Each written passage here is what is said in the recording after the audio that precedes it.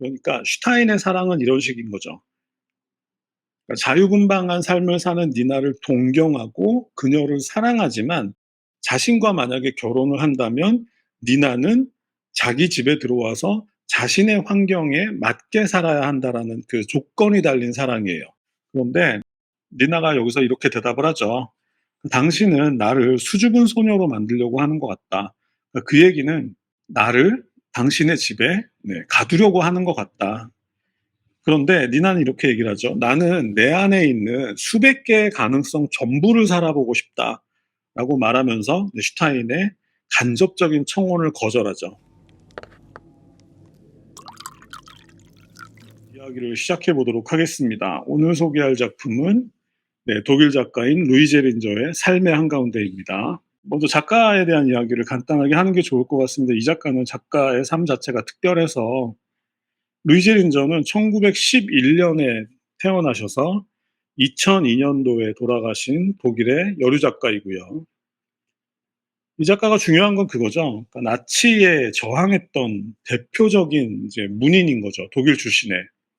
그래서 뭐 루이 제린저가 어떤 상징성을 갖게 됐는데 뭐 이야기를 보면은 나치에 협조할 것을 거절하고 초등학교 교사를 그만두었다는 뭐 이런 이야기들 나오고.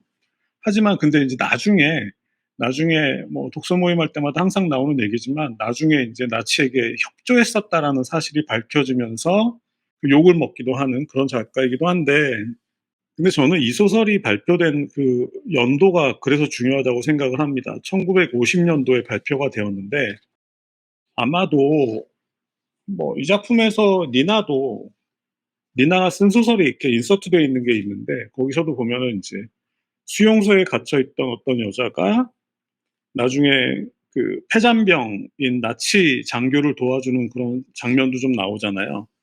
그런 것처럼 동시대에 루이 제린저는 명확하게 나치와 반나치를 구분하지는 않았던 거 아닌가. 그러니까 뭐 우리도 그렇지만 뭐 정권에 어쨌든 나치도 합법적으로 독일 정권을 이렇게 쟁취한 집단이기 때문에 정권의 부족한 부분을 비판을 했지만 뭐 그렇지 않은 부분에서는 적당히 협조를 했던 거 아닌가. 근데 문제는 루이제 린저도 인간이니까 이건 제 추측입니다. 루이제 린저도 인간이니까 그러니까 전쟁이 끝나고 시간이 흐르면서 나치의 만행이 이제 다 낱낱이 드러나는 과정에서 아마도 자신이 이제 나치하고 협조했던 사실은 조금씩 이제 덮고 지워나가고 그리고 이제 나치에 반대해서 활동했던 것들을 조금 이렇게 부풀려서 만들어냈던 과정에서 어떤 좀 반나치 그 운동의 선봉에 섰던 작가라는 타이틀을 획득하게 되었던 거 아닌가. 어쨌든 이 작품에서는 그 나치에 반대하는 이야기들이 많이 나오기 때문에 작가의 삶과 관계없이 작품에 집중해서 얘기를 해보도록 하겠습니다. 작품을 이제 큰 틀에서 말씀을 드리자면 이 소설은 1930년대, 40년대 나치 치하의 독일에서 살았던 의사 슈타인이라는 의사와 젊은 여인인 니나에 관한 이야기입니다. 자, 이 소설은 그러니까 구성이 이렇게 돼 있죠. 그러니까 니나보다 10살 많은 언니가 있었는데 외국에서 살고 있었고 외국에서 저널리스트로 활동하던 언니가 나중에 슈타인이 죽은 다음에 슈타인이 썼던 편지와 니나에게 썼던 편지와 일기들을 읽는 형식으로 구성되어 있는데 그런 구성까지 다 잡아서 말씀을 드리면 오늘 얘기가 너무 복잡해지니까 오늘은 그 부분은 그냥 생략하고 그냥 니나와 슈타인 박사에 대한 이야기로만 정리를 해보겠습니다. 다만 여기서 우리가 그 언니라는 존재에 대해서 생각해야 할 것은 아마 니나하고 10살 차이가 나고 외국에서 거주하고 저널리스트라는 직업을 갖고 있다고 하니까 언니가 제 생각에는 그러니까 미래의 니나가 과거에 자신을 돌아보는 형식을 그러니까 그런 내용을 10살 많은 언니의 눈으로 본다라는 형식으로 풀어낸 거 아닌가 개인적으로 생각을 하고 있고 작가 또한 1911년생이니까 1950년이면 한 뭐 39쯤 됐겠죠. 그러니까 지금 니나의 언니랑 나이가 비슷해요. 그러니까 작가 또한 그러니까 39, 40살쯤 된 지점에서 과거의 자신의 모습을 돌아보는 뭐 그런 내용이 투영된 것 아닌가. 그 정도 느낌으로 네, 니나의 언니는 받아들이시면 될 것 같습니다. 이 작품은 두 인물이 끌고 나가는 작품이기 때문에 인물 소개가 중요할 것 같은데 그래서 먼저 두 인물을 먼저 소개를 하고 얘기를 계속해 보겠습니다. 먼저 의사 슈타인이 있는데 슈타인은 40대의 의사 겸 의대 교수입니다. 결혼은 아직 안 했고요. 그러니까 슈타인은 그러니까 이성적이고 합리적이지만 당시 나치가 정권을 잡고 있을 때였으니까 당시 나치의 압정에 저항하지 못하고 침묵했던 소심한 독일 지식인을 상징하는 인물인 것 같다. 당시 뭐 토마스만이나 이런 사람들, 당시의 독일 작가들의 글을 보면 이런 인물들이 자주 등장합니다. 지식인이고 생각도 있는데 뭔가 대놓고 저항하지 못하는, 그러니까 행동하지 못하는 네, 그런 인물을 상징하는 것 같고요. 반대로 니나는 20대인데 수동적이고 평범한 삶을 거부하고 자신의 욕망에 충실하고 격정적이고 주체적인 삶을 살아가려고 노력하는 인물입니다. 특히 이 작품에서 니나가 보여주는 대표적인 행동은 여자는 일해야 한다라는 어떤 성 역할에 대한 고정관념이 있었겠죠. 네, 뭐 유럽도 예전에는 마찬가지였으니까. 그러니까 여자는 일해야 한다라는 성 역할에 전면적으로 이제 도전하는, 그러니까 그 모든 것들을 다 거부해버리는 네, 인물로 등장하죠. 그리고 그것과 더불어서 목숨을 걸고 네, 반나치 운동에 참여하는 인물로 등장하는 거죠. 그러니까 제목처럼 니나는 언제나 삶의 한가운데, 그러니까 삶의 한 복판에 그러니까 머물러 있었다. 그러니까 그것을 피하려 하지 않았다. 네, 도피하려 하지 않았다. 그렇게 생각하시면 될 것 같습니다. 이 작품이 조금 복잡해지는 게 니나가 그 두 가지 성격을 다 갖고 있기 때문인데 뭐 연결된 거긴 하지만 먼저 여성의 어떤 성역할, 당시 뭐 유럽의 여성들은 뭐 조신하게 있다가 결혼을 해서 뭐 살림을 잘하고 아이를 잘 낳는 그런 기본적인 성역할을 전면적으로 네, 그 거부해버리는 그런 모습과 근데 그것이 어찌 보면 반나치 운동하고 또 연결되는 부분이 있죠. 그러니까 뭐 기득권이나 제도권에 대해서 아닌 건 아니다라고 네, 말할 수 있고 그것을 실천에 옮길 수 있는 그런 인물이라고 네, 생각하시면 될 것 같습니다. 그래서 이 소설은 그렇게 그러니까 슈타인의 입장에서 그렇게 자유분방한 니나의 삶을 동경했지만 끝내 그것을 니나처럼 실천하지는 못했던 네, 그 슈타인의 이야기를 그리고 있는 소설이라고 생각하시면 될 것 같고요. 그러니까 그것을 어떻게 표현하고 있냐면 이 소설에서는 네, 니나를 네, 사랑하는 걸로 표현하죠. 그런데 이 소설에서 가장 핵심적인 내용이 뭐냐면 슈타인이 네, 18년간에 걸쳐서 니나를 짝사랑하는데 가장 핵심적인 게 뭐냐면 니나를 사랑하지만 니나의 그런 자유분방한 삶을 받아들이려고 하지는 않아요, 슈타인이. 그러니까 슈타인의 사랑은 이런 식인 거죠. 그러니까 자유분방한 삶을 사는 니나를 동경하고 그녀를 사랑하지만 자신과 만약에 결혼을 한다면 니나는 자기 집에 들어와서 자신의 환경에 맞게 살아야 한다라는 그 조건이 달린 사랑이에요. 그래서 이 두 사람의 사랑이 이루어지지 않는 겁니다. 왜냐하면 니나도 그것을 뻔히 알기 때문에 그것을 받아들일 생각이 없는 거죠. 그러니까 슈타인 입장에서 슈타인의 사랑은 그러니까 니나의 삶을 인정하고 받아들이는 것이 아니라 니나가 자신의 삶에 동참하기를 원했다라는 것에서 여기서 근원적인 이제 문제가 생기는 거죠. 근데 그럼에도 불구하고 그런 것도 사랑은 사랑이라고 할 수 있잖아요. 어떤 분들은 이 슈타인의 사랑을 진짜 지고지순한 사랑으로 해석하시는 분들도 있단 말이죠. 근데 그렇게 생각하면 또 그건 또 맞는 거예요. 다만 전제 조건이 있다, 슈타인의 사랑에는.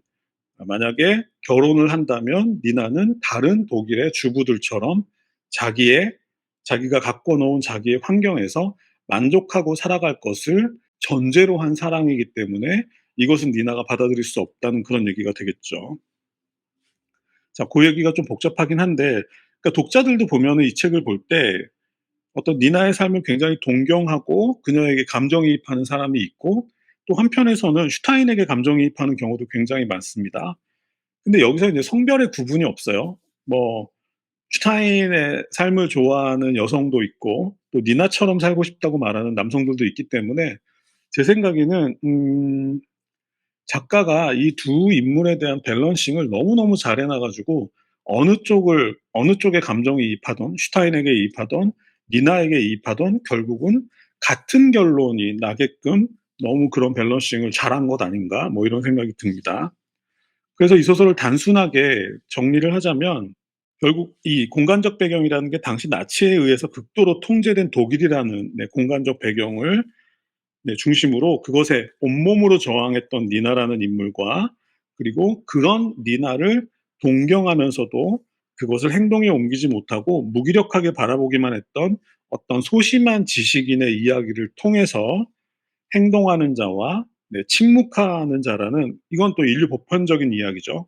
행동하는 자와 침묵하는 자라는 인류 보편적인 이야기를 어느 한쪽을 네, 비하하는 방식이 아니라 매우 균형감 있게 표현해낸 아주 좋은 소설이라고 저는 생각을 합니다.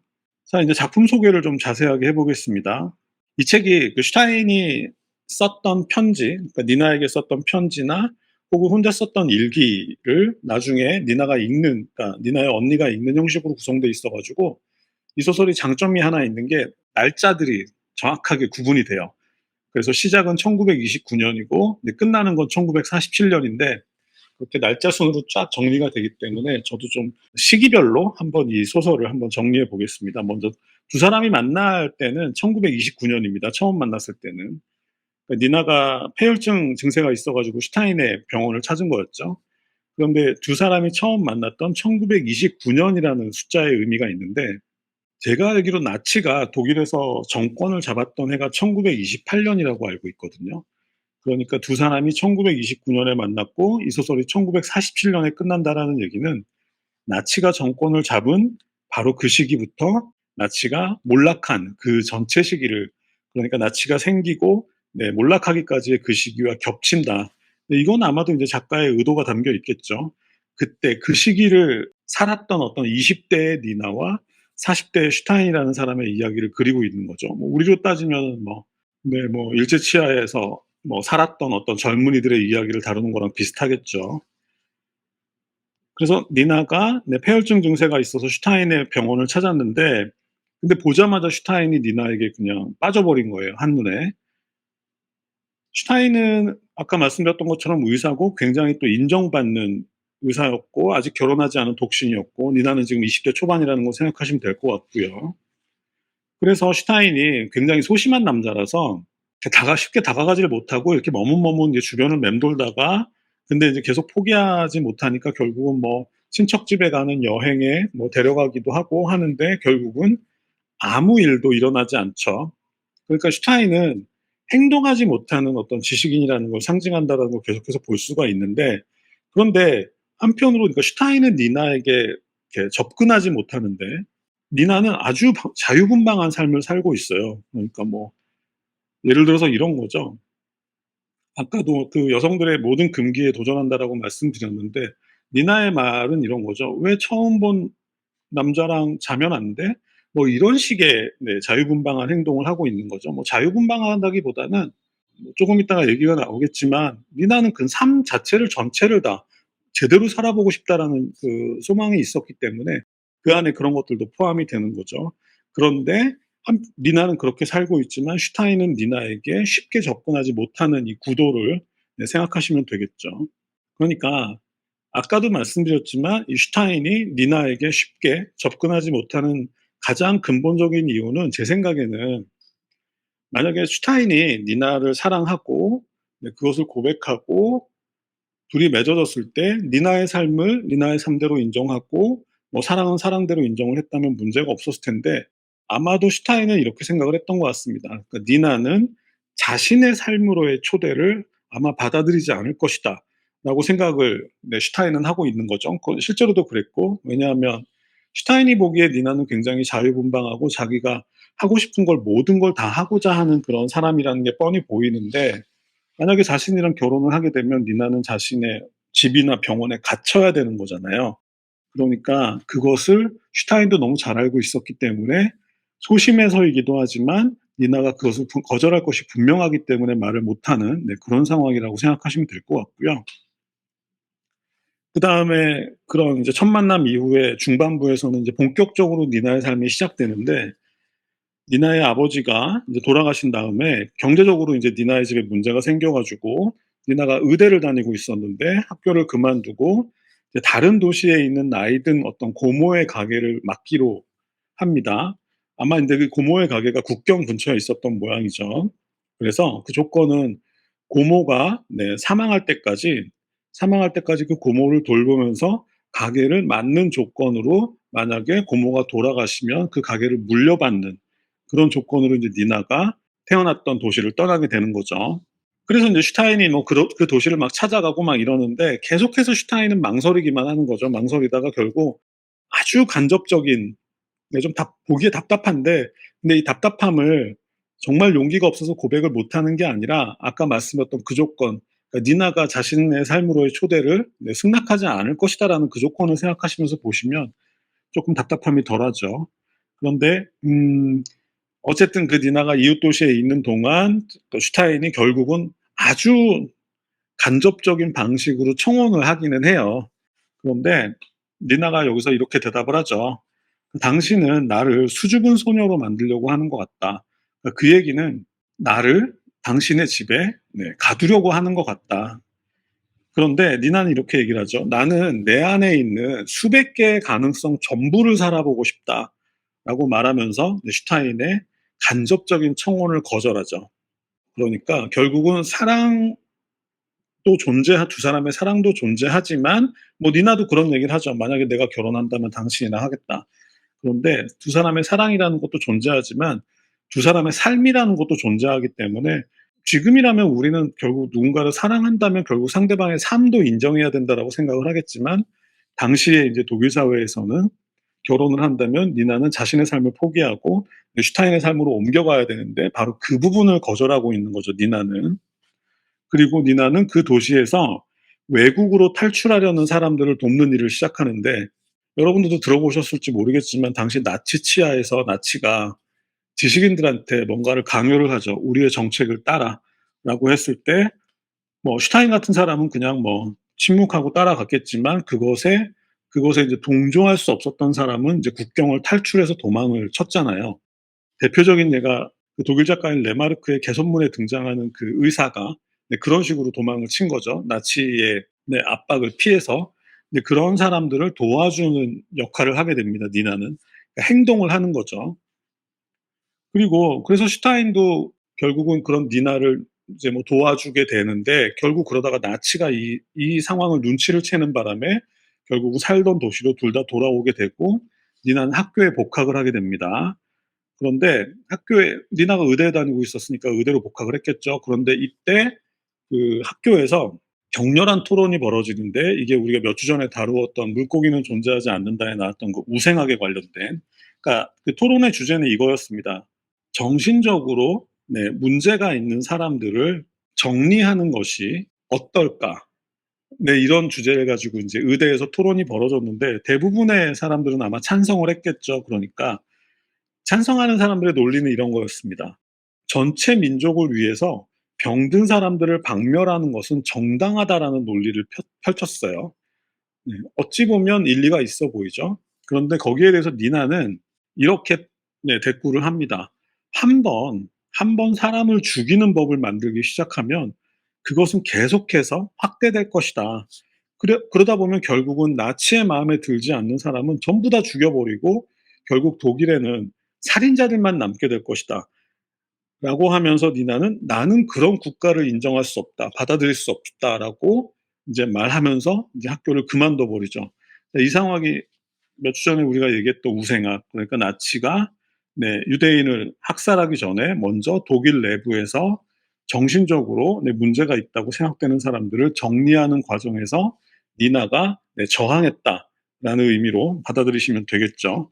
그래서 니나는 다시 의대를 그만뒀고 그리고 슈타인하고도 이 토론을 계속 이어가는데 슈타인은 니나의 태도는 굉장히 분명하잖아요. 한 번 사람을 어떤 이유로 죽이기 시작하면 그다음부터는 계속해서 자기들 마음에 안 드는 사람은 다 죽일 것인 뻔한데 우리가 왜 이것을 따라야 하느냐는 게 니나의 인제 분명한 의견이었고 하지만 슈타인은 정부에서 그것까지 얘기한 건 아니고 일단 좀 너무 문제가 있는 사람들은 격리시키는 것도 괜찮지 않을까. 슈타인은 이것에 대해서 굉장히 미온적인 태도를 취합니다.